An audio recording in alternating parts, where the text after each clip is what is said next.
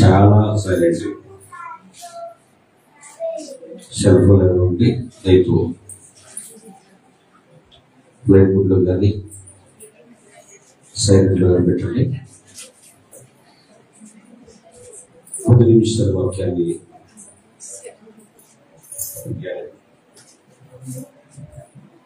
ఈరోజు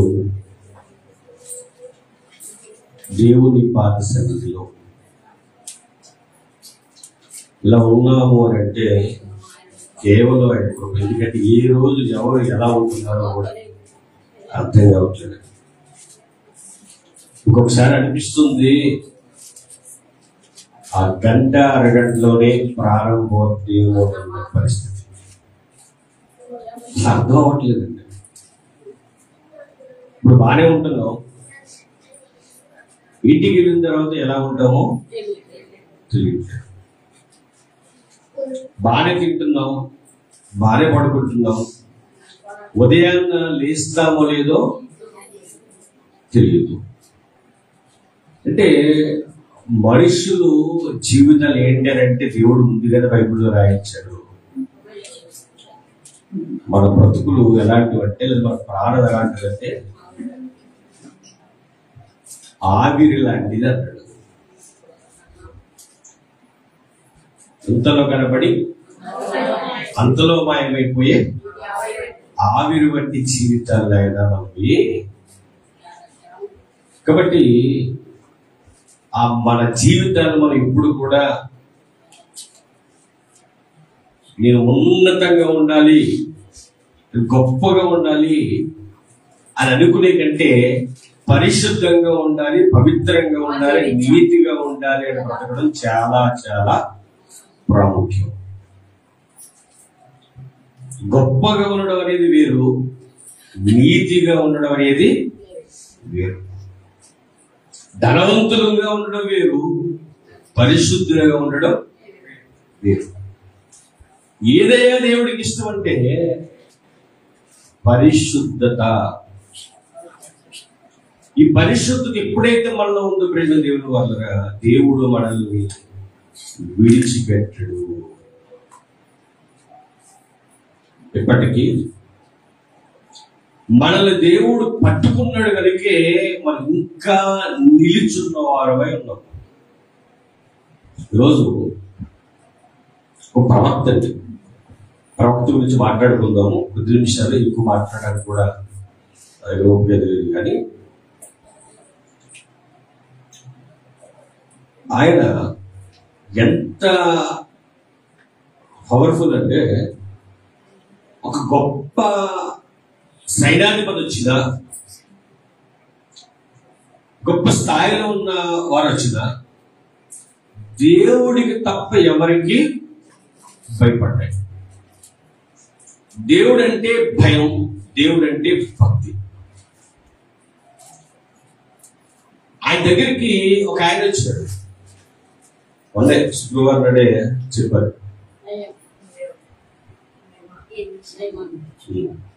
నయమాన్ అని గొప్ప, అంటే అన్యుడు. అతను ఇశ్రాయేలు కాదు, ఎవరు అన్యుడు. అన్యుడికి లోకపరంగా పేరుంది, అన్యుడికి లోకపరంగా బలం కూడా ఉంది. రాజుగారికి నయమాన్ అంటే చాలా ఇష్టం. ఎందుకు ఇష్టం? ఎక్కడ యుద్ధానికి వెళ్ళినా అక్కడ జయం వస్తుంది, విజయం వస్తుంది. కారణం ఎవరైనారంటే, అదిగోనే మా ముందున్నాడు కదా సైనాధిపతి, ఎవరైనా నయమాన్ ఉన్నాడు కాబట్టి మేము జయించగలుగుతున్నాం. ఆయన పరాక్రమము గల పరాక్రముడు. అలాంటి ఒక గొప్ప స్థితిలో ఉన్న ఆయన తెలుసు. ఆయనకి ఏముంది తెలుసు మీ అందరికీ. నయమానికి ఏముంది? కుష్ఠరోగం ఉంది కదండి. కుష్ఠరోగంతో బాధపడుతున్నాడు. పైకి చూస్తే అతను చాలా బలమైన వాడు, పేరు ప్రఖ్యాతులు గంచిన వాడు. కానీ ఆ లోన అతనికి ఒక బాధ ఏంటంటే అతనికి ఏంటంటే కుష్టి రోగం. దేవుడు నయమాను తన ఏర్పాటులో ఉన్నాడు కనుక, అంటే నయమాను కూడా ఉన్నాడంటారా అందరూ ఉంటారా ఆయన ఏర్పాటులో? అందరూ ఉంటారండి. ఉదాహరణ ఈరోజు ఇక్కడ మనందరూ కూర్చున్నాం కదండి. ఒకప్పుడు మనం ఎక్కడ వారం అనంటే, భూమి పుట్టిన తర్వాత ఎక్కడ వారం అంటే వేరే చేసుకోవాలి అని అర్థం. విచిత్రంగా ఉంటాయి ఏర్పాట్లు, విచిత్రంగా ఉంటాయి. మామూలుగా అయితే ఇప్పుడు నేను ముందు వీటితో ఉన్నారని చూపిస్తాను. జ్యోతి, రాజు మామూలుగా అయితే ఏం చేస్తారు చెప్పండి? వాళ్ళు శుక్రవారం వెళ్తారు. ఎక్కడికి వెళ్తారు? లక్ష్మీవారికి వెళ్తారు. చెప్తున్నా ఏర్పాటు అంటే ఎలా ఉంటుందో చెప్తున్నా మీకు, అర్థమైపోవాలి మనకి. అంటే ఇక్కడ ఈ వ్యక్తి కూడా అన్య దేవతలను ఆరాధించేవాడు, బలిలర్పించేవాడు, చాలా చాలా చాలా తిరిగాడండి. ఒక చోట కాదు, చాలా చోట్లకి వెళ్ళాడు. ఏం తగ్గించుకోవడానికి? కుష్టి రోగము తగ్గించుకోవడానికి. ఎక్కడా లేదు. ఎంత డబ్బు ఖర్చు పెట్టాడు, ఎందుకంటే డబ్బు ఉన్నవాడు కదా. ఎక్కడ నయం కాలేదు. కానీ ఇద్దరికి వెళ్తున్నాడు, ఇద్దరు గెలుస్తున్నాడు, వస్తున్నాడు, అంతా ఓకే. ఒక రోజట ఇశ్రాయేల్ దేశానికి వెళ్ళాడట యుద్ధానికి. అయితే అక్కడ కొంతమందిని పట్టుకొచ్చాడట. అందులో వారింట్లో పని చేయగలిగే ఒక స్త్రీ ఉంటే, ఒక అమ్మాయి ఉంటే, అమ్మాయి ఇంటికాడ తన భార్యని సహకారిగా పెట్టుకున్నాడు. ఆ అమ్మాయి చూసి ప్రతిరోజు ఆయన బాధ ఏంటో, వెళ్తున్నాడు, వస్తున్నాడు, ఇంటికి వచ్చిన తర్వాత బాధపడుతున్నాడు, భార్య బాధపడుతుంది, భర్త బాధపడుతున్నాడు, అంటే యజమానురాలు బాధపడుతుంది, యజమానుడు కూడా బాధపడుతుంది. ఇవన్నీ ఆ పాప చూసి మాట వద్దట, అమ్మా నీ బాధ నేను అక్కడ సువార్త ప్రకటన జరుగుతుంది చూడండి జాగ్రత్తగా.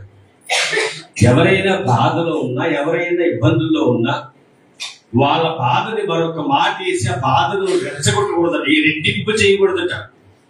ఏం చేయాలి? బాధని ఓదార్చాలి.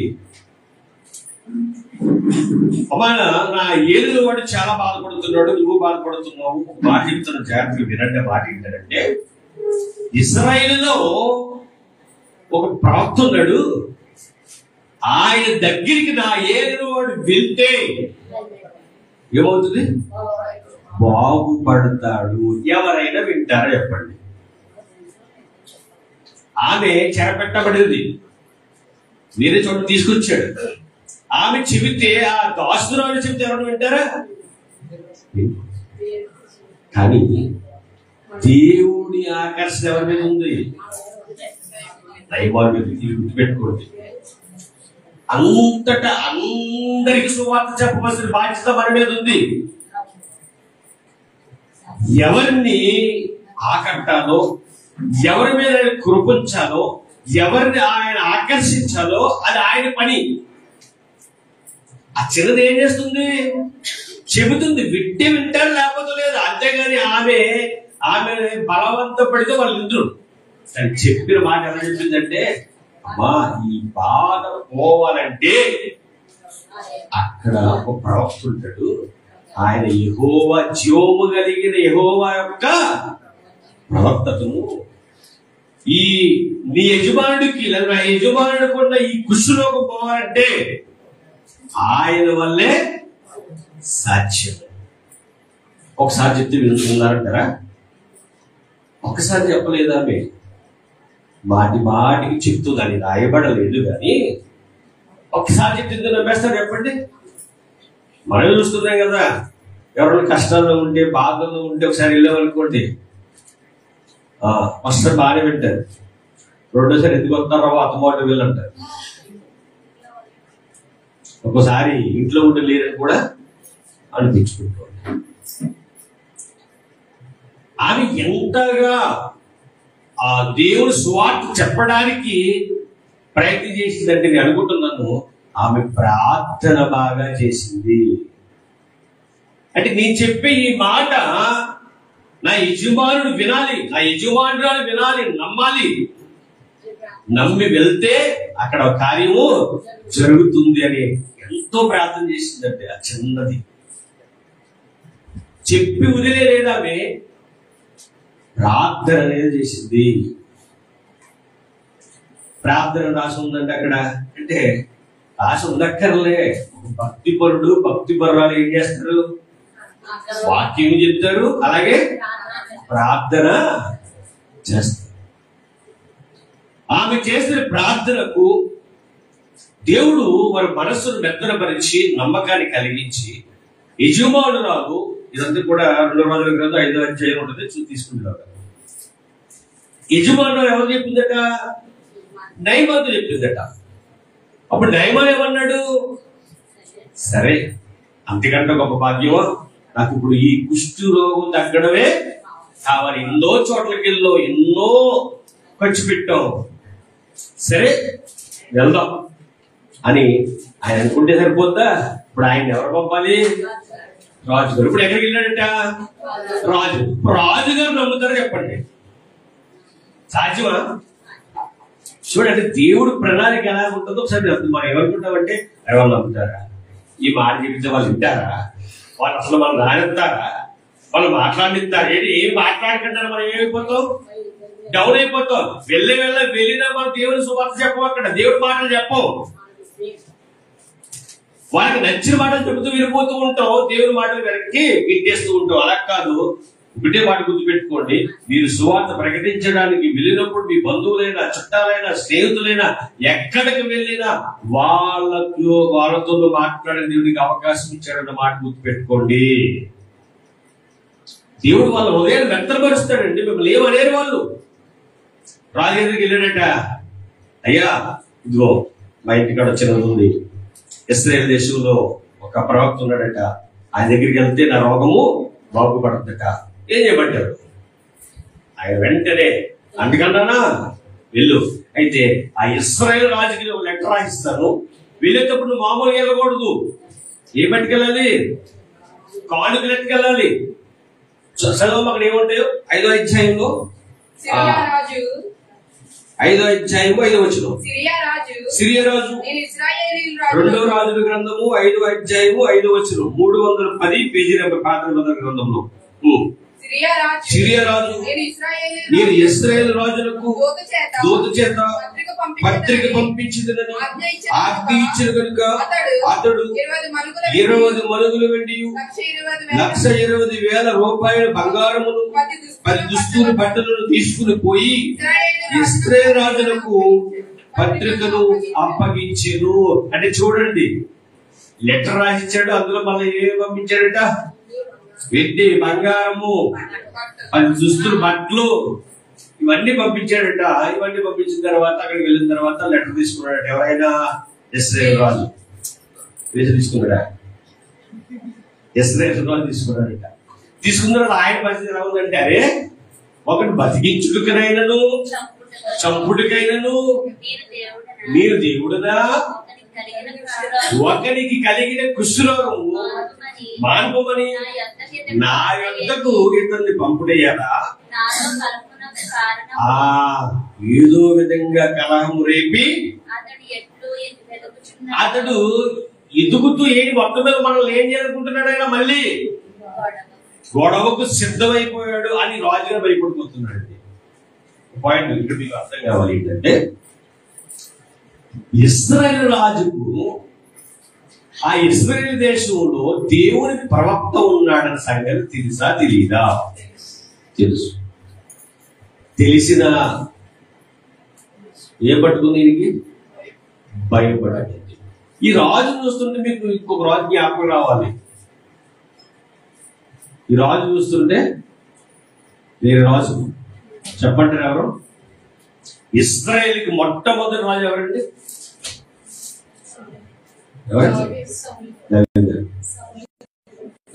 సౌలు. సౌలు దగ్గరికి సౌలు రాజ్య పరిపాలన చేస్తున్నప్పుడు ఫిలిస్తీన్లోంచి ఒక ఆయన వస్తారు. తెలుసా ఆయన పేరు మీకు? ఎస్, గొలియాతు. ఓకేనా? ఏమందా? ఈ గొలియాతు యుద్ధానికి వచ్చినప్పుడు సౌలు ఏం చేయాలి? ఎలా కలదు యుద్ధానికి? వెళ్ళడా? వెళ్ళలేదు. ఏమన్నాడు? ఎంత పొడుగున్నాడు, ఎంత లావున్నాడు, ఇతనితో మీ యుద్ధము అంటే ఎవరిని మర్చిపోయాడు ఆయన? దేవుడిని మర్చిపోయాడు. ఇప్పుడు ఈ రోజు ఎవరు మర్చిపోయాడు? దేవుడిని మర్చిపోయాడు. మర్చిపోయి ఇదే ఇంకా రావరా బాబు, కుదురుగా ఉన్నాము, సమాధానంగా ఉన్నాము, ఇప్పుడు గొడవ పెట్టడానికా ఈ కుష్ఠరోగం ఉన్నవాడిని పంపించి మన మీద కలవరేపి మనం పట్టుకుపోవడం వచ్చేసాడని చెప్పేసి బట్టలు చెప్పుకుని ఏడ్చేస్తాడు ఏంటంటే ఇశ్రాయేలు రాజు. ఈ సంగతి ఎవరికి తెలిసిందట? ఎలీషాకి తెలిసింది. అంటే నేను ఎందుకు చూడలేదు, చూసుకుంటాను చూడలేదు. ఇశ్రాయేలు రాజు ఏడుస్తున్నప్పుడట ఆ విషయం తెలుసుకుని ఎలీషా కౌరవిస్తాడు. మళ్ళీ చూడండి ఏమంటాడు చూడండి అక్కడ. ఎన్నో వచ్చిన ఇశ్రాయేలు రాజు తన వస్త్రములు చింపుకుని సంగతి దైవజనుడైన ఎలీషాకు వినబడినప్పుడు అతడు నీ వస్త్రములను ఎందుకు చింపుకుంటేవే రాజు? ప్రవక్త ఏమంటున్నాడు? ఎందుకయ్యా నువ్వు చింపుకుంటున్నావు? ఎందుకు చింపుకోవాలి అంటే ఇక్కడ చూడండి, రాజుకి దేవుడు ఉన్నాడన్న సంగతే మర్చిపోయాడండి. ఇలా ఉంటారు కొంతమంది. కష్టాలు వచ్చినప్పుడు, బాధలు వచ్చినప్పుడు, సమస్యలు వచ్చినప్పుడు ఎందుకు వచ్చినాయి అని అనుకుంటారు తప్ప వద్దే రాని నా పక్షాన్ని ఎవరున్నారు? ఈ సంగతి మర్చిపోతారు. ఈ సంగతి ఇప్పుడు జ్ఞాపకం మనకి చర్చిలో జ్ఞాపకం వద్ది. 2 గంటలు 3 గంటలు కూర్చుంటాయి కదా, ఇప్పుడు జ్ఞాపకం దేవుడు ఉన్నాడు అంటావు. బయట ఎవరు లేరుగా, ఎవరు లేరుగా. నేనేది ఇక్కడున్నా, బయట ఉన్నా, ఎక్కడున్నా నీకు ఎవరు తోడుగా ఉన్నారు? దేవుడు తోడుగా ఉన్నాడు. సంగతి మర్చిపోవడానికి వీలు లేదు. ప్రేమ దేవుడు వాళ్ళు ఈయన బాధపడుతుంటే వెంటనే ఇంటికి బాధపడుతున్నావు, నీ దగ్గరికి వచ్చిన వారు నా దగ్గరికి పంపించు అన్నప్పుడు ఈ నైమాను ఎక్కడికి వెళ్ళాడట? ఎలీషా ఇంటి గుమ్మం దగ్గర నిలబడ్డాడటండి. ఇప్పుడు ఎత్తున్న మాట, ఒక పెద్ద ఆయన, ఒక రాజు గారికే ముఖ్యుడు నైమాను, గుమ్మం ఎదురుగుండా నుంచుంటే పట్టించుకోలేదు. ఏంటంటే అది అసలు చూడండి, ముందు మనం ఎవరినైనా పిలిస్తే, ఎవరైనా గొప్ప వాళ్ళు వస్తే మనం ఏం చేస్తామండి? గౌరవిస్తాం. అలాగే ఎలీషా గౌరవం ఇవ్వలేదని కాదు, అక్కడ ఈ నైమాను గారిలో ఉన్న ఆ యొక్క గర్వాన్ని ఏం చేయాలి? కుష్ఠరోగం ఎందుకుంది? మీరు ఆల్రెడీ ఒక విషయం, ఇప్పుడు ఇది జరుగుతున్నప్పుడు ఎక్కువ అయితే అప్పొస్తాడు మళ్ళీ. దేవుడు తోడై ఉన్నంత కాలం చెప్పండి రా, లేదు. అతను స్థిరపడిన తర్వాత గర్వం వచ్చేను. తర్వాత ఏమొచ్చిందట? నొసట కుష్ఠరోగం వచ్చేను. చూడండి ఎంత వివరంగా దేవుడు ప్రతి విషయాన్ని కలుపుతున్నాడు మనకి. అంటే గర్విస్తే ఏదో ఒకటి వస్తుంది. అక్కడ ఉజ్జియ గర్వించాడు, నుసుటు మీద కుష్ఠరోగం వచ్చింది. ఈ నైమాను గర్వం ఉంది, ఎక్కడికి వెళ్ళినా కుష్ఠరోగము పోవట్లేదు. నుంచున్నాడటండి, నుంచుని అనుకుంటాడట, అప్పుడు ప్రవక్త వస్తాడు నా దగ్గరికి వచ్చి, నా దగ్గర ఎక్కడైతే ఆ కుష్ఠరోగం ఉందో అక్కడ చెయ్యాడించి ఏం చేస్తారు? బాగు చేస్తారు అనుకున్నాడట. ఈయనేమన్నాడట, మరి బాబు అలా కాదు, అసలు అసలు దగ్గరికి రాలే, బయటికి కూడా రాలేదట. ఎవరు పంపించే దూతలు ఏమని తెలుసా బాబు? ఎంత వచ్చిన 10 ఎలీషా, నీవు యోర్దాను నదికి పోయి 7 మార్లు స్నానం చేయము, నీ ఒళ్ళు మరలా బాగై నీవు శుద్ధులు అవుదువని అతనితో చెప్పుటకు ఒక దూతను పంపాను. అతను కూడా నాకు చెప్పడానికి వాళ్ళు ఎవరు వచ్చారంట? ఇతను అనుకున్నాడంటే ఇదేంట్రా బాబు, నేను అంత దూరం నుంచి ఇక్కడికి వస్తే ఇతను పట్టించుకోవట్లేదేంటి, ఇతను నాతో మాట్లాడట్లేదేంటి, నా దగ్గరికి రావట్లేదేంటి అని ఒక ఆలోచన ఆయనలోకి వచ్చేసింది. అటుపిటికి ఏం పెరుగుతుంది ఆయనలో? రౌద్రం, కోపం. అప్పుడు ఎలా మారిపోతుందంటే ఆ కళ్ళు ఏమో ఎర్రగైపోతున్నాయట. కోపం ఏంటి, నా స్థాయి ఏంటి, నీరేంటి, అన్ని వచ్చేది కదా ఒకసారి, అసలు పట్టించుకోవట్లేదు ఏంటి. తన చాలా వచ్చేస్తే మనసులు చాలా ఉంటాయి అనుకోండి, అది మనకెందుకు. కానీ ఇదేంటి చూడండి ఎంత బాగా మాట్లాడతాడు. అందుకు నయమాను కోపము తెచ్చుకుని తిరిగిపోయి ఇట్లను అంటే ఇలా తిరిగిపోయాడు. గుమ్మం పక్కన ఉన్నాడు కదా, గుమ్మం నిబ్బరంగా లేదు, ఇప్పుడు ఎక్కడ పోయాట అంటే వెళ్ళిపోయి కాదు, ఇలా తిరిగిపోయాడు, పక్కకి తిరిగిపోయి అంటాడట. అతడు నా యొద్దకు వచ్చి నిలిచి తన దేవుడి యెహోవా నామమును బట్టి తన చెయ్యి రోగముగా ఉన్న స్థలము మీద ఆడించి కుష్ఠరోగమును మార్పులని నేను అనుకుంటే. ఏమనుకుంటాడు? ఎక్కడైతే కుష్ఠరోగం ఉందో అక్కడ చెయ్యి అటు ఆడితే చాలా మంది అనుకుంటారు ఎక్కడైనా బాధ ఉంటే అక్కడ అలాగంటే పోతుంది, ట్యాబ్లెట్ వేసుకుంటే పోతుంది, వేస్తే ట్యాబ్లెట్ వేసుకుంటే పోతుంది. తర్వాత విశ్వాసంతో ప్రార్థన చేసుకుంటే పోతుంది. అది నీ విశ్వాసంతో ఆధారపడి ఉంటుంది. ఈయన అనుకున్నాడట, ఈయన ఏం చేశాడట, నువ్వు వెళ్ళి అక్కడ 7 మార్లు స్నానం చెయ్యి అన్నాడట. దానికి కూడా కౌంటర్ ఇస్తున్నాడు. ఏమనంటున్నాడంటే, దేశములో నదులన్నిటికంటే దమస్కులో నదులైన ఇశ్రాయేలు దేశములో నదులన్నిటికంటే శ్రేష్టమైనవి కావా, వాటిని స్నానం చేసి శుద్ధినొందలేనా అని అనుకుని రౌద్రుడై తిరిగి వెళ్ళిపోయాడు. సగదూరం వెళ్ళిపోయాడట. రౌద్రుడై తిరిగి సగదూరం వెళ్ళిపోయాడట. ఏంటి అలా వెళ్ళిపోయాడు, కోపంతో వెళ్ళిపోయాడండి. నిజంగా వెళ్ళిపోతే ఇంటికి ఏమో ఎక్కడ వాళ్ళు అక్కడ ఉంది కదా. అద్భుతం ఏంటంటే ఇక్కడ మనం బాగా ఆలోచించవలసింది, ఆ చుట్టూ కొంతమంది స్నేహితులు కానీ బంధువులు కానీ ఉంటారు కదా. మనం కోపపడితే లేదా అవతల వాడు కోపపడితే మనం ఏం చేయలేడు, కోపాన్ని చల్లార్చాలి. మృదువైన మాట కోపాన్ని చల్లారుస్తుంది. ఈయన మామూలు కోపం అయితే ఇప్పుడు ఉన్న కోపం ఎలాంటిదట, రౌద్రుడైపోయాడట. రౌద్రుడు అంటే ఎలాంటి కోపం అంటే చూడండి, శత్రుఘ్న మేష అభేద్కుల్ని నమస్కారం చేయబట్టి చేయకపోతే అప్పుడు రాజుకి ఎలాంటి కోపం వచ్చిందట, రౌద్రుడై రాయబడి ఉంటుంది. అలాంటి కోపం ఇక్కడ ఈయన కూడా వచ్చిందట. అంటే ఎవరైనా మాట్లాడగలరు ఈయనతో? ఇప్పుడు మాట్లాడలేరు కదా. కానీ మాట్లాడడానికి ఒక ఆయన తెగించాడట. ఎవరైనా తనతో పాటు ఉన్న దోషించడం. అయితే అతను దోషుల్లో ఒకడు వచ్చి, నాయన ఆ ప్రవక్త ఏదైనా ఒక గొప్ప కార్యం చేయమని నియమించడం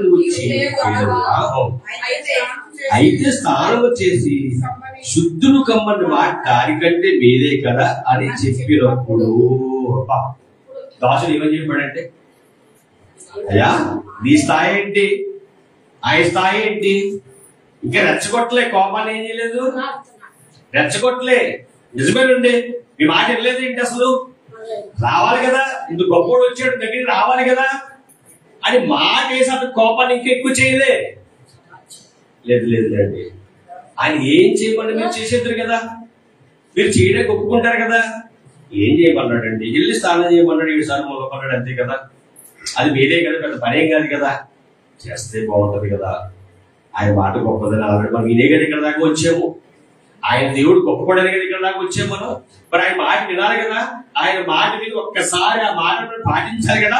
అవును, నీకున్న కష్టాలు, నీకున్న బాధలు, నీకు ఇబ్బందులు, నీకున్న సమస్యలు పోవాలంటే నువ్వు యథార్థవంతుడు వై దేవుడి మందులు ఏం చేయాలి? ప్రార్థన చేయాలి.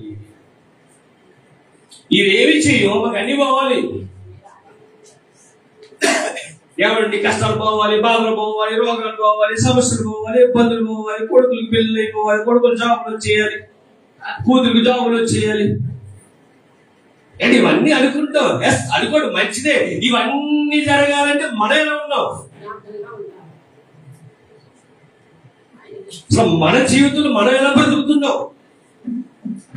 ఇది ఎప్పుడైతే మనం ఆలోచిస్తామో రండి, ప్రతిదీ మనం సెట్ చేసుకోవడానికి అవకాశం వస్తుందండి. అవకాశం వస్తుంది. ఈయన తిరిగి వెళ్ళిపోదామని అనుకున్న ఆయన్ను ఆ దాసుడు చాలా సౌమ్యంగా చెప్పాడట. ఆయన మీరు ఏమనుకోరంటే ఒక మాట చెప్తాను అంటే అలాగే అంటాడా, లేకపోతే ఉండు అంటాడా? అలాగే అన్నా సరిపడగా దాసుడు ఇతరైతే సైన్యాధిపతి. ఇక ఒక్క మాట చెప్తాను, వింటారా? చెప్పు అన్నాడట. ఆయన చేయమన్నది ఏంటంటే, మీరు ఏమి కాదు కదా, తెచ్చినే నిత్యమన్నది కదా, స్నానం చేయమన్నాడు కదా, ఒక్కసారి ఆ పని చేస్తే సరిపోతుంది కదా, నా మాట విని చెయ్యండి అయ్యారండి. వెంటనే మాట అన్నాడట. అతడు పోయి దైవజనుడు చెప్పినట్టు వార్ధాన నదిలో 7 మార్లు మునగగా అతని దేహము ఆ పసిపిల్ల దేహము వలనై అతడు శుద్ధుడాయను. అప్పుడు అతడు తన పరివారముతో కూడా దైవజనుని దగ్గరికి తిరిగి వచ్చి, అంటే చూడండి, ఆ దాసుడు చెప్పేసరికి అతనిలో ఉన్న గర్వం ఏమైపోయిందట. నేను గొప్ప అనుకున్నప్పుడు దాకా లేదు లేదు, నేను ఆయన మాట వినాలనుకున్నాడండి. నిజం ప్రేమ దేవుడు అంటారా, మన జీవితంలో మనం కూడా హెచ్చింపుకి వెళ్ళిపోకుండా తగ్గించుకుని బ్రతుకుతూ దేవుడు మనం ఏం చేస్తాడట, హెచ్చిస్తాడు. నిజంగా అద్భుతమైన మాట ఏంటంటే ఇక్కడ మనకు అర్థం చేసుకోవాల్సింది, ఎంత కోపపడిపోయాడు కదండి. అసలు వెళ్ళి మునగమంటే ఏవో చెప్పాడు కదా కౌలు. ఎప్పుడైతే 7 సార్లు మునిగాడో అతను ఉన్నదంతా పోయి పసిపిల్ల దేహం వల్లే మారిపోయిందో, ఇంకా ఆనందం, సంతోషం, ఇంక ఎగిరి కలిగేస్తున్నాడండి ఆయన. నిజమండి, నిజమే కదా. మన జీవితాల్లో మనకి ఏదైనా ఇది కావాలి అని అనుకున్నా మనకు జరిగింది అనుకోండి, ఎగిరి కలితేరా ఎంత ఆనందిస్తాము, ఎంత సంతోషిస్తాము, ఎంతగా పరవశించిపోతాము. ఇంకా ఆయన ఆనందానికి అవధులు లేవు. చాలా ఆనందంగా ఉన్నాడు, చాలా సంతోషంగా ఉన్నాడు. ఇక దాని పని వారితో తిరిగి మళ్ళీ ఎక్కడికి వచ్చేసాడట, దైవజనుడు ఇంటి దగ్గరికి వచ్చేసాడటండి. అతని ముందర నిలిచి చిత్తగించు. ఇందాకేమన్నాడు, నా దగ్గర రాడే, నాతో మాట్లాడే అని ఆయన ఈయనే వెళ్ళిపోడు. ఇంకా అయ్యా నా మాట చిత్తగించబట్టి ఏంటి, ఆలకించవా అన్నాడు. అప్పుడు చెప్తున్నాడు చూడండి, మనం ఆ ఇశ్రాయేలులో ఉన్న దేవుడు తప్ప లోకమంతటి యందును మరి ఒక దేవుడు లేడని నేను ఎరుగుదును. దేవుడు నామానికి మహిమ కలుగును గాక. ఏమన్నాడండి, ఇశ్రాయేలులో ఉన్న దేవుడు తప్ప మరి ఒక దేవుడు లేడు. అంటే ఇన్ని చేశాడు ఆయన, ఎన్నో చేశాడు ఆయన. ఇప్పుడు ఏమంటున్నాడు, ఒక్కడు ఆయనే ఇశ్రాయేలులో ఉన్న దేవుడు. ఆయన నోట ఎంత గొప్ప మాట. అంటే ఇవన్నీ ఆలోచించినప్పుడు మన జీవితాల్లో మనం కూడా మన బ్రతుకును బట్టి ఎదుటి వ్యక్తి మారడానికి మన బ్రతుకు ఏమైనా ఉపయోగపడుతుందా అని అడుగుతున్నారు. మన బట్టి మరొకరు మారాలి, మన బట్టి మరొకరు వెలుగులోనికి రావాలి.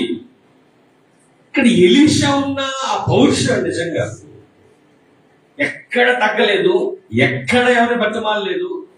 తన దేవుని యందు భయభక్తులు కలిగి ఉన్నాడు. అదే మాట చెప్పాడు, నువ్వు వెళ్ళు కొలువు, దేవుడు గొప్ప కార్యము చేస్తాడు. నేను ముందు వెళ్ళలేదు కానీ దాసుడు చెప్పిన. ఇక్కడ చూడు, ఒక్కొక్కరు ఆలోచిస్తే మనకి అక్కడ చిన్నది, ఇక్కడ సిరియా దేశంలో పని చేస్తున్న ఆమె మాట విని నయమాను ఎక్కడ దాకా వచ్చాడు? ఈ ఇశ్రాయేలు దేశానికి వచ్చాడు, ఎలీషా దగ్గరికి వచ్చాడు. వచ్చిన తర్వాత ఇక్కడ ఈ రాజు ఏమో దేవుడు సంగతి మర్చిపోయాడు. ఇలాగా ఎలీషా కౌరవంపాడు, ఇదిగో నా దగ్గర పంపించన్నాడు. ఆ పంపించిన తర్వాత అక్కడ ఆ రాజుకున్న గర్వాన్ని ఏం చేశాడు? ఒక్క మాటతో తీసేశాడు ఆ దాసుని బట్టి. ఇలా దేవుడు గొప్ప కార్యాలు చేసుకుంటూ వస్తున్నాడు. ఈ నయమాన్ని కూడా దేవుడు ఏం చేసుకున్నాడు? ఆకర్షించుకున్న తర్వాత నయమాను నోట వచ్చే మాట మీరు జాగ్రత్తగా వినండి. ఇది మన నోట కూడా ఒకసారి వచ్చింది. మళ్ళీ మనం లోకంలో కలిసిపోయేవారు చాలా మంది ఉన్నారు.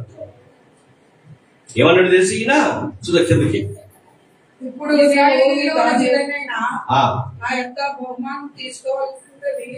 అతనితో చెప్పగా ఎలీషా ప్రభు సన్నిధిని నిలబడి ఉన్నాను,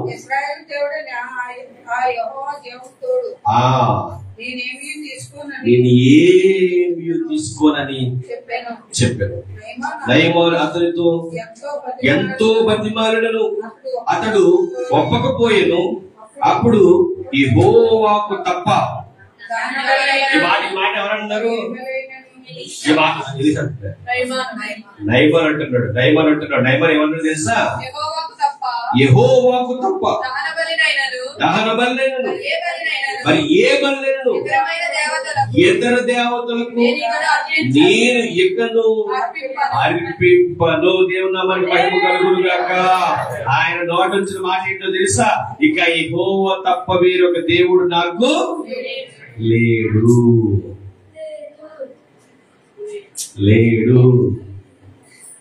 అద్భుతమైన మాట కదండి, అద్భుతమైన మాట అండి. ఈయన ఇక్కడ మారడానికి కారణం ఎవరయ్యారంటే కనిపిస్తుంది ఒక చిన్నది ఒక దేవుని సువార్త చెప్పడంతో. కాబట్టి ఇక్కడ దైవజనుడు కూడా హోదాను చూసి మారిపోలేదు. అవతల వాడికి ఎంత హోదా ఉన్నా నా దేవుడు గొప్పవాడు, ఆయన మాట ప్రకారంగా నేను చేయాలి. ఇక్కడ ఎలీషా మనకి అద్భుతంగా కనిపిస్తున్నాడు, ఆ చిన్నది అద్భుతంగా కనిపిస్తుంది. నయమాను దగ్గర ఉన్న దాసుడు కూడా గొప్పవాడిగా కనిపిస్తున్నాడు. మరి దీని కారణం అంతా కూడా మనం తిరిగి వస్తుంటే అక్కడక్కడ చిన్నది కారణం అయితే ఇక్కడ దాసుడు కారణం అయితే మొత్తం అంతటి కారణం ఎలీషా కారణం. ఎంతటికి మొత్తం కారణం అంటే దేవుడి కారణం. ఒక కార్యం మన కుటుంబంలో జరగాలంటే చాలా మంది మీద ఆధారపడి ఉంటుంది. దేవుడు కుటుంబంలో భర్త, భార్య, కొడుకు, కూతురు అందరూ ఎలా ఉండాలంట? దేవుని మీదే ఆడుకోవాలి. ప్రేమ దేవుడు. ఎందుకు ఈ మాట చెప్తున్నానంటే ఇక్కడ ఎలీషానే ప్రవక్తున్నాడు కదండి. ఇది ఎంత ధైర్యవంతుడంటే ఏం జరుగుతున్నా కూడా ఆయన ఒకే ఒక మాట అంటాడు, నా చుట్టూ ఎవరున్నారు? దేవుని దూతలు ఉన్నాయంటాడు. దేవుని దూతలు నా చుట్టూ ఉన్నాయి. ఆ మాట మనం బాగా అర్థం చేసుకోవాలంటే అక్కడే ఆ 2వ రోజుల గ్రంథము 6వ అధ్యాయంలో 9వ వచనం చదువు ఒకసారి. అయితే దైవజనుడు ఇశ్రాయేలు రాజులకు వర్తమానము పంపి ఫలానా స్థలమునకు నీవు పోవద్దు, అచ్చటికి సిరియనులు వచ్చి దిగి ఉన్నారని తెలియజేసిన కనుక ఇశ్రాయేలు రాజు దైవజనుడు తనకు తెలిపి హెచ్చరిక చేసే స్థలములకు పంపి సంగతిని తెలుసుకుని తన వారు రక్షించుకుని ఇలాగ మాటికి జరుగుచు వచ్చినందున సిరియా రాజు కల్లోలపడి తన సేవకులను పిలిచి మనలో ఇశ్రాయేలు రాజు పక్షమున వహించిన వారు ఎవరన్నది మాకు తెలియజెప్పరాదా అని వారిని అడగగా. ఇక్కడ చూడండి, 2 రాజ్యాలు, ఒకటి ఇశ్రాయేలు రాజ్యము, 2 సిరియా.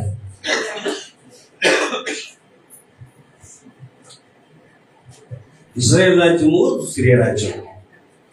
సిరియా రాజ్యం అంటే ఆల్రెడీ ఇంత మనం నైమాన్ గురించి చదువుకున్నాం కదా, అదే రాజ్యం. ఓకేనా, అదే రాజ్యం. అయితే ఇక్కడ ఏమవుతుందంటే, ఈ సందర్భాలను అయిపోయిన తర్వాత నైమాన్ గారు వస్తారు. తర్వాత అన్ని తెలుసు కదా, గెహాజీ గురించి తెలుసు కదా, ఆయన పక్కన పెడతాం. ఇప్పుడు ఎలీషా గారి గురించి బాగా అర్థం కావాలి కాబట్టి, ఇప్పుడు ఎలీషా గారు ఇశ్రాయేలు రాజు గారికి కౌలు పంపాడట. ఏమనంటే, ఇదిగోనయ్యా, సిరియా సైన్యము మన మీదకి దండెత్తడానికి వస్తుంది, పలానా చోటికి పంపొద్దు, అక్కడ ఎవరైనా ఉంటే వచ్చేయండి అని కౌరు పంపిస్తారట ఇశ్రాయేలు రాజుకి. ఎవరు? ఎలీషా గారు. అప్పుడు ఇశ్రాయేలు రాజు ఏం చేస్తాడంటే, వెళ్తాడు, అదే పంపిస్తాడు, అక్కడ ఉన్న వాళ్ళందరినీ తీసుకొచ్చేస్తాడు. మాటి మాటికి ఏదో జరుగుతాడు. ఈ సిరియా రాజుకి అర్థం కావట్లేదు, ఏం జరుగుతుంది, మనం వెళ్దాం అనుకుంటున్నామో, వాళ్ళ దగ్గర యుద్ధం చేయాలనుకుంటున్నాం, కానీ వాళ్ళు ఎవరో ఉండట్లేదంటే ఆయన వెళ్ళిపోతున్నారు కదా అని ఆలోచిస్తున్నప్పుడు ఒక ఆయన అన్నాడట 12వ వచనంలో, అతని సేవకుల్లో ఒకడు, రాజువైన నా ఏలినవాడా, ఇశ్రాయేలు రాజు పక్షమున ఎవరూ లేరు గాని ఇశ్రాయేలులో ప్రవక్త ఎలీషా మీ అంతఃపురమందు మీరు అనుకున్న మాటలు ఇశ్రాయేలు రాజులకు తెలియచేయనెను. ఇశ్రాయేలు ఎలీషాను ప్రవక్త ఉన్నాడు. ఈ ప్రవక్తకు మీరున్న అంతఃపురం అంటే సిరియా దేశం వేరు, ఇశ్రాయేల్ దేశం వేరు. ఈయన ఎక్కడ ఆలోచిస్తున్నాడట? సిరియా రాజు తన అంతఃపురంలో ఆలోచిస్తున్నాడు, మాట్లాడుతున్నాడు. కానీ మాటలు ఎవరు చూస్తున్నాయట? ఎలీషా గారు చూస్తున్నాయట. ఎలీషా ఎంత పవర్ఫుల్ మీకు అర్థం కావాలి. ఎక్కడో సిరియా దేశంలో అంతఃపురంలో ఉండి మాట్లాడుకుంటున్న మాటలు ఎవరికి వినబడుతున్నాయట? ఎలీషా గారికి. ఈ మాటలు ఎవరు చెప్తున్నారంటే, ఈరోజు ఎలీషా గారు ఇశ్రాయేలు రాజు చెప్తున్నాడట, ఇదిగో పలానా చోటుకి వెళ్ళొద్దు, అక్కడికి ఎవరు వస్తున్నారు? సిరియనులు వస్తున్నారు అంటే వీళ్ళు జాగ్రత్త పడిపోయేవారు అనమాట.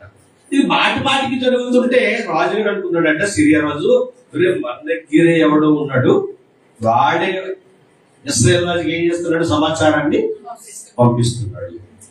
అంటే అప్పుడు అతను అన్నాడట, అందులో ఒక అతను, మనలో ఎవడు లేడు కానీ ఇశ్రాయేల్లో ఒక గొప్ప ప్రవక్త ఉన్నాడు, మీరు ఏదైతే ఇక్కడ చెప్తున్నారో ఈ మాట ప్రతిదీ ఆయన వింటున్నాడు. ఆ మాట రాజుగారితో చెబుతున్నాడు. అంటే ఇప్పుడు మనకి ఎవరు అర్థం? ఇప్పుడు సిరియా రాజుకి ఎవరు అర్థం? ఎలీషా. ఇప్పుడు ఎలీషాని ఏం చేయాలి? తీసేయాలి అక్కడి నుంచి, ఎలీషాని తప్పించాలి అన్న ఆలోచనతో చూడండి ఇంత జాగ్రత్తగా అంటే, దేవుడు మన పక్షములు ఉన్నాడు అనడానికి ఎలీషా గారి రోజు మనకు ఆదర్శంగా నిలబడిపోతాడండి. మనం అసలు దేనికి భయపడక్కర్లొద్దు, ఏ విషయానికి భయపడక్కర్లొద్దు.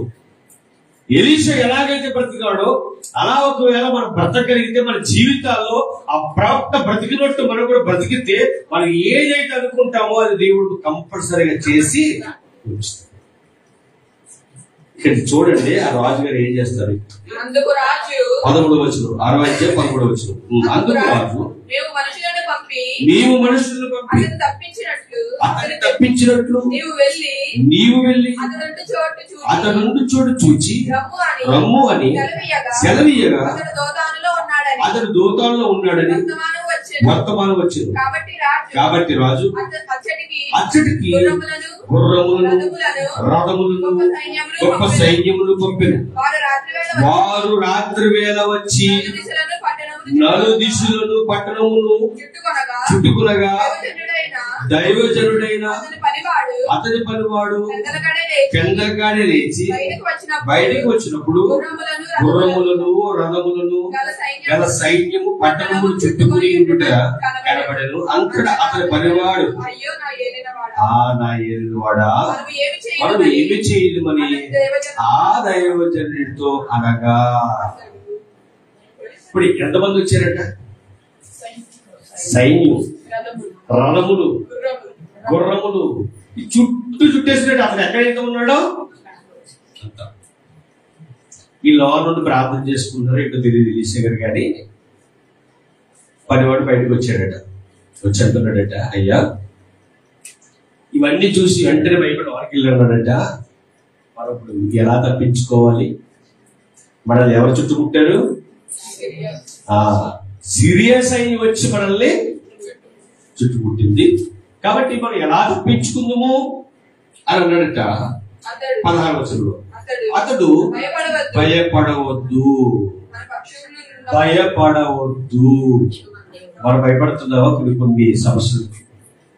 ఎలీషా గారి చుట్టూ ఏమున్నాయట? కాదు, మామూలుగా ఇప్పుడు వాళ్ళు పంపించింది గుర్రాలు, సైన్యము, రౌతులు చాలా ఉన్నాయి కదా. మామూలుగా చూస్తే భయమే. ఎందుకంటే తన పనివాడు వెళ్ళాడు, చూశాడు, భయపడ్డాడు. ఇంక మనం తప్పించుకోవడానికి అవకాశము లేదు అని భయంతో ఉన్నాడు. మరి కొన్నిసార్లు మనం కూడా భయంతో ఉంటాం కదా. మన భయం ఏంటంటే, భయం మర్చిపోయారా? లేదా భయం ఏంట్లేదా? Very good. భయం లేకపోతే చాలా మంచిది. భయం ఉంటే మటుకు భయపడకంటే దేవుడు మీకు తోడుగా ఉన్నాడు. ఇది నేను చెప్పగలను. మీకు భయం లేదంటే మటుకు హ్యాపీ. ఎందుకంటే భయం లేని వాడే గొప్ప ధైర్యవంతుడిగా ఉంటాడు కదా. ఓకే, భయం ఉన్నా మీరేం భయపడొద్దు. మీ పక్షంలో ఎవరున్నారు? దేవుడు ఉన్నాడు. అదే మాట ఎలీషా గారు తన పనివాడు చెప్తున్నాడు, నువ్వు భయపడవద్దు. కారణం ఏంటంటే మన పక్షమున ఉన్నవారు వారి కంటే అదుపులై ఉన్నారని చెప్పి. ఎవరికంటే? నువ్వు చూసావు కదా, ఈ రథాల కంటే, గుర్రాల కంటే, సైన్యం కంటే మన పక్షమునున్న వారు వారికంటే అదుకులు అని చెప్తున్నారు. మీకున్న ప్రతి సమస్య కంటే కూడా, ప్రతి బాధ కంటే కూడా, ఇంకా బాగా చెప్పాలంటే ప్రతి రోగానికంటే కూడా, ప్రతి అప్పు కంటే కూడా మన పక్షమున ఉన్నవాడు అధికుడు, గొప్పవాడైన. సో భయపడవలసిన పనే లేదండి. ఎలీషా గారు మన ధైర్యం చూడండి. భయపడుతున్నాడు ఆయన, భయపడాడు. కారణం ఏంటంటే నా పక్షం ఉన్నవాడు గొప్పవాడు, నా పక్షం ఉన్నవాడు అధికుడు. కాబట్టి భయపడవలసిన పని లేదు, అలా ఉండు అన్నాడు. తర్వాత చూడండి, యెహోవా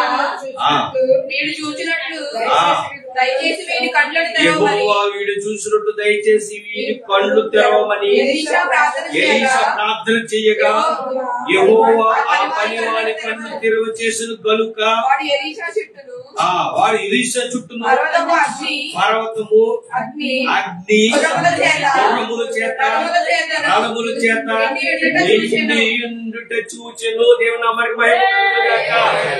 మామూలు గుర్రాలే, ఇక్కడ మామూలు రథాలే, ఇక్కడ మామూలు సైనికులే. కానీ ఎలీషా చుట్టూ ఉన్న ఎలాంటివట? అగ్ని పర్వతాలట, అగ్ని గుర్రాలట. ఇంకా బాగా చెప్పాలంటే అగ్ని రథాలు, ఇంకా బాగా చెప్పాలంటే దేవదూతలు. అంటే మనం అనుకుంటూ ఉంటాము, అరే మమ్మల్ని ఎవరు చూడట్లేదే.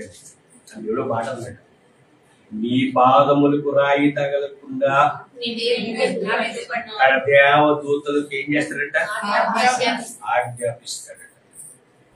పక్కనండి, ఇప్పుడు మన పక్కనే ఉన్నాడు. ఇక్కడ ఎంతమంది ఉన్నారు? మీ పక్కనే దేవదూతలు ఉన్నారండి, ఇక్కడే ఉన్నారు, చూస్తున్నారండి.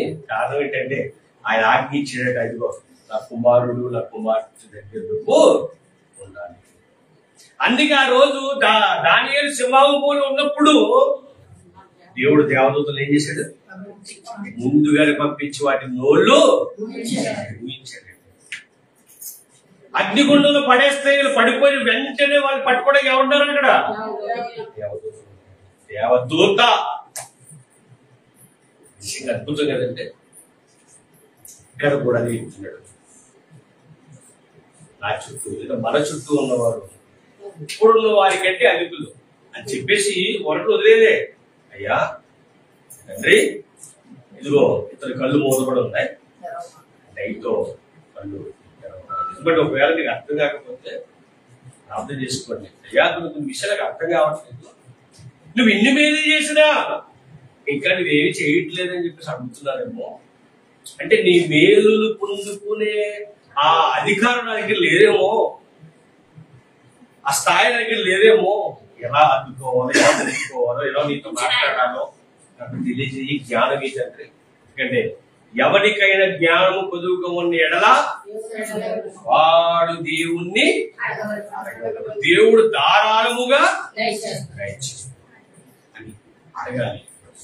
అదే అంటున్నాడు, మీ కళ్ళు తెరవనాయన అన్న వెంటనే దేవుడు ఏం చేయడట? పనివాడి కళ్ళు తెరిచిన తర్వాత కనిపిస్తున్నాయట.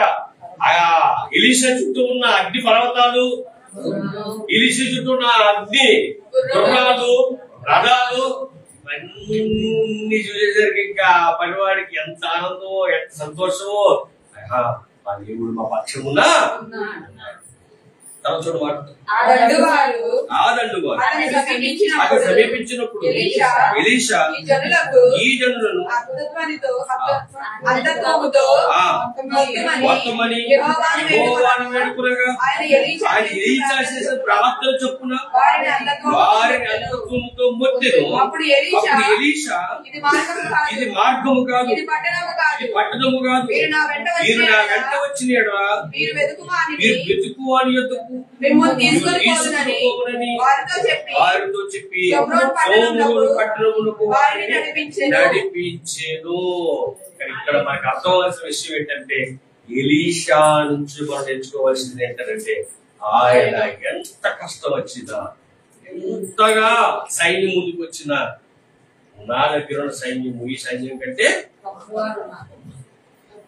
ఎప్పుడైతే మనం కూడా ఈ భక్తి అనే ఈ మార్గంలో ముందుకెళ్తున్నామో, భక్తిలో ముందు కొనసాగుతున్నామో, మనల్ని ఆ భక్తిలో నుంచి బయటికి లాగడానికి ఎన్నో సమస్యలు వస్తూ ఉంటాయి, ఎన్నో ఇబ్బందులు వస్తూ ఉంటాయి, ఎన్నో కష్టాలు వస్తూ ఉంటాయి.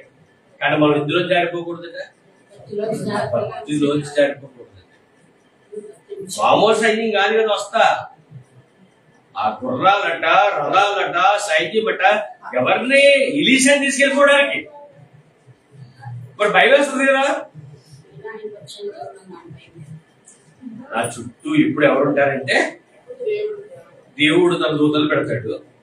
ఇవి వచ్చిన మామూలు గుర్రాలే, నా చుట్టూ ఉన్నవి అగ్ని గుర్రాలు. ఇవి వచ్చిన మామూలు రథాలే, మా చుట్టూ ఉన్నవి అగ్ని రథాలు. ఏ భయపడను, ఎందుకంటే నా పక్షం ఉన్న దేవుడు జరుగుతుందా. మీరు కూడా మీ పక్షంలో దేవుడు ఉన్నారు నమ్ముతున్నారా లేదా? నమ్ముతున్నారా? నమ్మితే వస్తుందండి. ఒకవేళ మీ కుటుంబాల్లో మీరు అడుగుతున్నవి జరగకుండా ఏవేవో జరుగుతున్నాయేమో, భయపడాలా భయపడకూడదు చెప్పండి?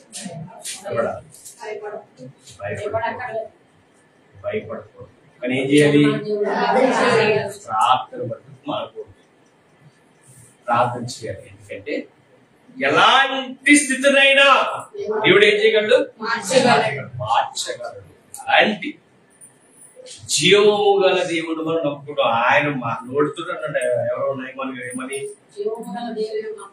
ఈ యెరూషలేములో ఉన్న దేవుడి కన్నా మరొక దేవుడు లేడు. ఖచ్చితంగా చెప్పాడు, కంటిని చెప్పాడు. ఇంకా నేను ఈయనకి తప్ప వేరే ఎవరికి కూడా బలి అర్పించను. ఎందుకంటే ఈయన గొప్పవాడు. ఎందుకంటే ఎన్నో చూస్తా. అంటే మనం చూడలేదా? మనం చూడాలి, చాలా చూసాం కదండి, చాలా చోట్లకి వెళ్ళాంగా. కానీ ఎక్కడ ప్రశాంతత దొరుకుతుంది? దేవుని మందిరములో ప్రశాంతత, దేవుని మందిరములో ఆనందం, దేవుని మందిరములో సంతోషము, ఆనందము నిత్యము మీ కుటుంబాలన్నిటికీ దేవుడు నిండారా దయచేయునుగాక. ఆమేన్. తలవంచు ప్రార్థన. ప్రార్థన.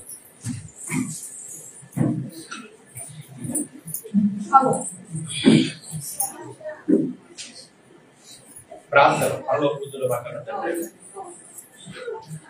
నీ పరిశుద్ధమైన శ్రేష్టమైన ఘనమైన నామము స్తుతులు స్తోత్రాలు ప్రభా. ఇదిగో నాయన, ఈ రోజు మీరు మాతో మాట్లాడారు. ఇదిగో నాయన, ఇంకా చిన్నదాన్ని బట్టి ఆమె చేసిన సువార్త కన్యుడు తండ్రి నాయన నయమాను గారి జీవితాన్నే మార్చేసింది తండ్రి. ఇదిగో నాయన, ఆయనకున్న గర్వం తండ్రి, ఇదిగో నాయన దాసుడు చెప్పగానే గర్వాన్ని తీసివేస్తుంది. ఎలీషా గారు చెప్పినట్లుగా ఆయన 7 మార్లు నదిలో మునిగినప్పుడు పసిపిల్ల వారి దేహం వలె దేహాన్ని ఎంత గొప్ప దేవుడు. ఇశ్రాయేలులో ఉన్న దేవుని కన్నా మరొక దేవుడు లేడు. అన్యుడు తోటకు మాట్లాడించాడు. అలాగే నాయన ఎలీషా దైవజనుడు తండ్రి, గొప్పగా నీ యందు భయభక్తులు కలిగి ఇదిగో నాయన యథార్థతతో నీతిగా ఆయన పనిలో చక్కగా ముందు కొనసాగుతూ ఉండగా తండ్రి, ఇదిగో నాయన ఆయనకు అనేకమైన తండ్రి వరముల చేత ఇదిగో నాయన తండ్రి నా బిడ్డ తండ్రి, ఇదిగో నాయన సిరియా రాజు తండ్రి సైనికులు పంపిన ఆయన తీసుకురావాలని ఆశపడినప్పుడు బిడ్డ చుట్టూ నువ్వు పెట్టిన అగ్ని రథాలు, అగ్ని గురాలు, అగ్ని పర్వతాలు నిజమే నాయన మా చుట్టూ కూడా తండ్రి నాయన దేవతతో ఎప్పుడు కూడా కావలిగా వచ్చిందండి. ఈ వాక్యం ద్వారా మాతో మాట్లాడుతున్నారు. భయపడద్దు, నేను తోడై ఉన్నాను వాక్యం సెలవిస్తుంది. అట్టి రీతిగా ఇప్పుడు బిడ్డలందరితో కూడా మీరు మాట్లాడినందుకు వందనములు తండ్రి. ఎవరికి సమస్యలు ఉన్నాయి, బాధలు, ఇబ్బందులు ఉన్నా కూడా వాటి వైపు చూడకుండా ఈ వైపు చూసి గొప్పగా ముందు కొనసాగే బాధ్యత ప్రతి ఒక్కరికి కూడా దయచేయమని ప్రార్థిస్తూ మా కొత్తలో రాని యేసు క్రీస్తు వరకు నామమున ప్రార్థన నాము తండ్రి. ఆమేన్. అందరికీ వందనాలండి. అలాగే